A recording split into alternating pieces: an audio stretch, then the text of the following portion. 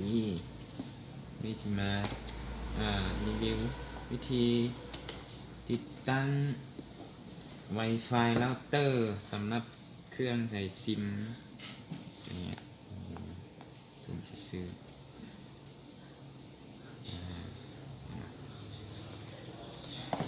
เลยมันมีเลยเด็ก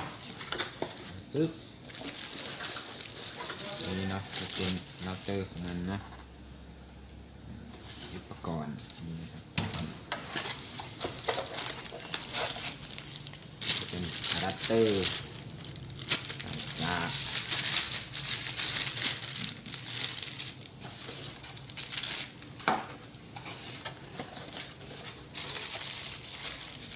จะเป็นสายแลนคอมพิว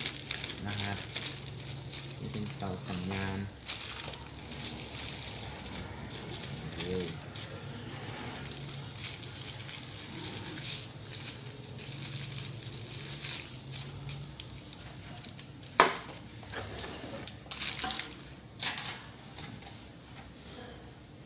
แกะนี่ออก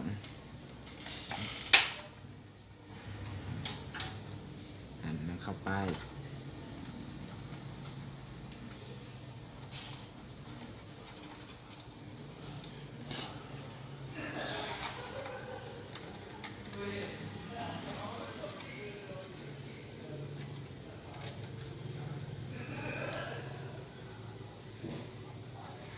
หน้าตาจะเป็นแนวนี้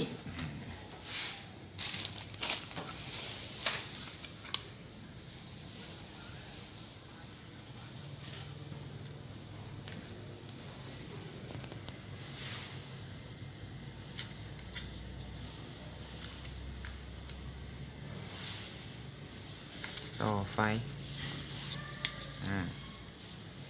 อย่างวันไฟปึ๊บนี่นะปุ่มปิดเปิดจะมีปุ่มปิดเปิด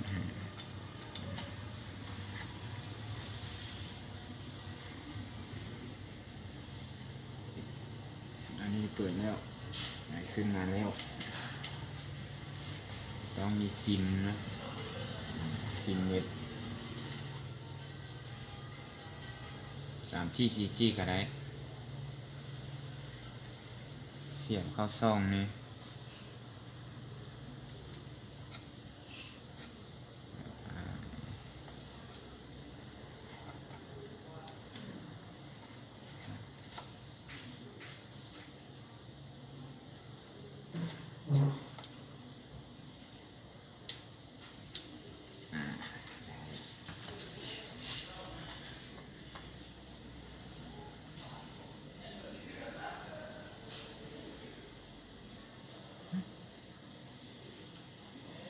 หยุดกันนะ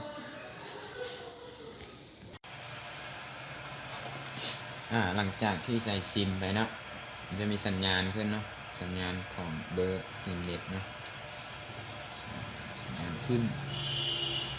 ในตอนนี้มันสามารถปล่อย Wi-Fi ได้แล้วเนาะเอาโทรศัพท์มาลองอันนี้ว่าชื่อของเราเตอร์นี่จะเป็น WLA ตัวนี้เนาะมันจะอยู่นี่เนาะนี่เนาะชื่อแล้วก็รหัสของมันจะอยู่นี่เนาะ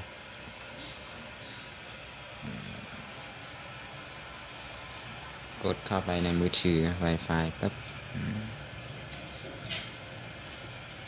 ใส่รหัส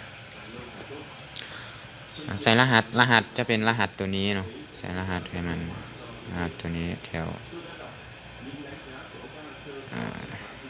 ตอนนี้เรายังบ่ทันได้เปลี่ยนรหัสเทื่อเนาะเป็นรหัสของเครื่องเองเนาะใส่ตัวนี้เนาะ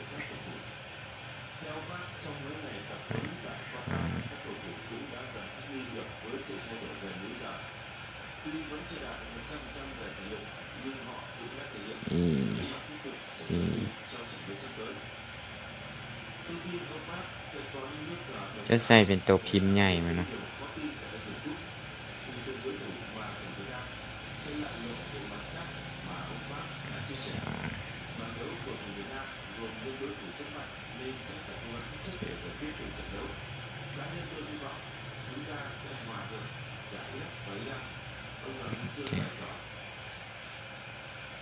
ฮวนกำลังเชื่อมต่อโอเคได้สัญญาณขึ้นมาแล้ว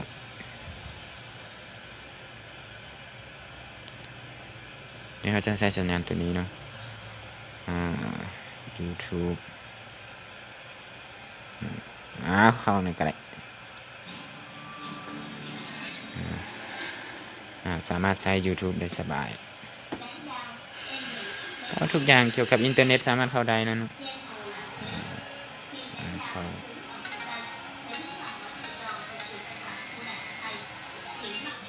ตัวนี้ใช้เหมาะกับอยู่เขตที่บ่มีอินเทอร์เน็ต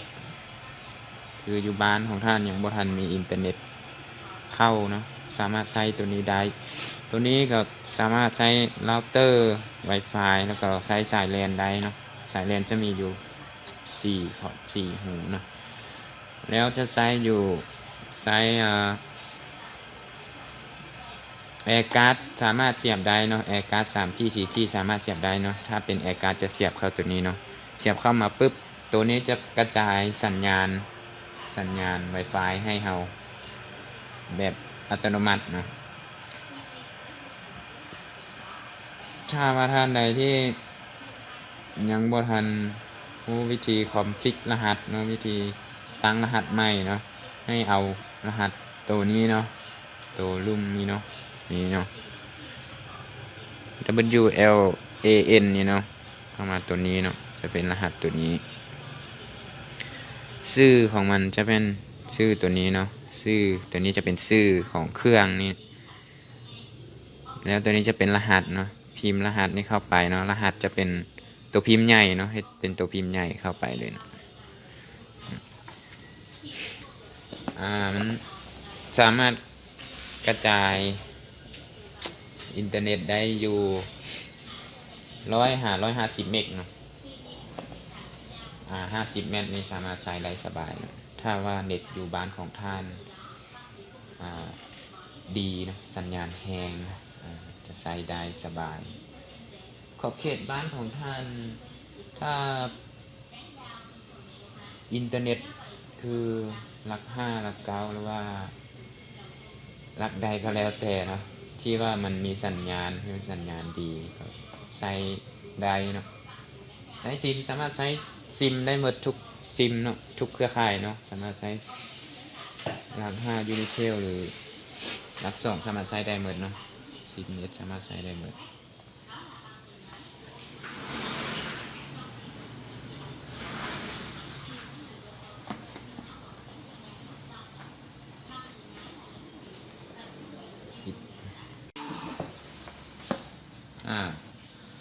มัดจำนี้เนาะวิธีติดตั้งก็ง่ายเนาะ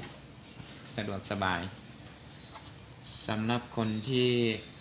ยังบ่ทันรู้คอมฟิกอยู่ในคอมพิวเตอร์เนาะสามารถใช้รหัสตัวนี้ได้เนาะรหัสตัวอยู่ดังกล่องของมันนี้นะได้หรือว่าท่านใดที่อยากเปลี่ยนรหัสอยากเปลี่ยนชื่อเป็นของชื่อเราเองหรือว่าเป็นรหัสของส่วนตัวเราเองนั้นแนะนำให้เบิ่งคลิปต่อไปเนาะท่านใดสนใจสินค้าก็เข้ามาหาซื้อได้เนาะที่ห้างไอทีเสียงขวางคอมพิวเตอร์เนาะอยู่บันเทิงต่อหน้าธนาคารการค้าเนาะสามารถเข้ามาเบิ่งเครื่องตัวจริงได้เนาะแล้วเข้ามาเบิ่งเครื่องตัวจริงได้เนาะถ้าตัวใดบอกเข้าใจเรื่องนี้ได้ก็ถามพวกเราได้เนาะขอบใจนะ